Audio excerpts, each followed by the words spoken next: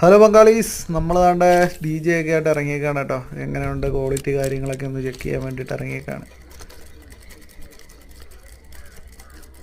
D J അത്ര മോശമുള്ള ഒരു brand അല്ല എന്ന് നമ്മൾ താണ്ട തെളിയിക്കുകയാണ്. കൊള്ളാം, കുഴപ്പമില്ല.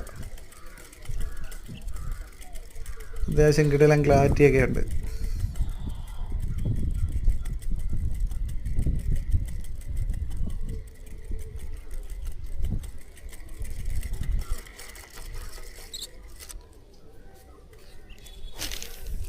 ക്ലാരിറ്റി നോക്കാൻ വന്നൊരു അടി കിട്ടിക്കഴിഞ്ഞാൽ അത്രയും സന്തോഷം, അത് വേറെ സത്യം.